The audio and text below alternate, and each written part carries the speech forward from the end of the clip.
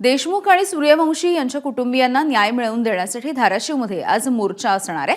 आज सकाळी 11 वाजता धाराशिवमध्ये या मोर्चाला सुरुवात होईल। धाराशिवमधल्या जिजाऊ चौकामधून मोर्चा हा जिल्हाधिकारी कार्यालयाच्या दिशेने जाईल। संभाजीराजे छत्रपती, मनोज जरांगे, बजरंग सोनावणे, सुरेश धस, जितेंद्र आव्हाड, ज्योती मेटे हे सगळे या मोर्चामध्ये सहभागी होतील। लाखोंच्या संख्येने सहभागी होण्याचं धाराशिव जिल्ह्यामध्ये आवाहन करण्यात आलेलं आहे।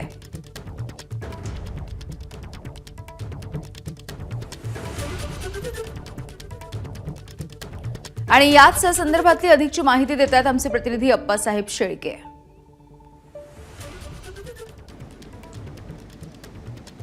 सरपंच संतोष देशमुख आणि सोमनाथ सूर्यवंशी यांना न्याय मिळावा यासाठी हा धाराशिवमधला आजचा जनआक्रोश मोर्चा असणार आहे।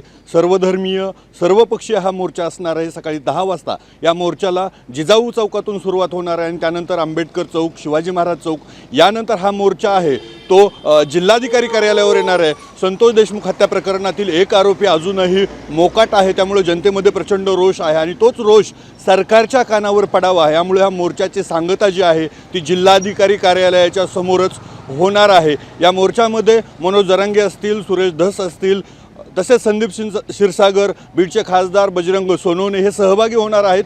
सोबतच धाराशिव जिल्ह्यातले सर्वपक्षीय लोकप्रतिनिधीसुद्धा या मोर्चात सहभागी होणार आहेत। विशेष बाब म्हणजे या मोर्चामध्ये हिंदू समाजासोबत मुस्लिम समाजाचे लोकही धाराशिवमध्ये सहभागी होणार असल्याची माहिती आहे। जिल्हाभरातून मोठ्या प्रमाणात लोक या मोर्चामध्ये सहभागी होणार आहेत।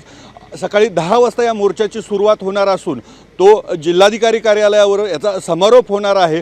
सरकारच्या कानावर जनतेचा आक्रोश पोहोचावा आणि संतोष देशमुख असतील किंवा सोमनाथ सूर्यवंशी असतील यांना न्याय मिळावा या मागणीसाठी जनता रस्त्यावर उतरणार आहे।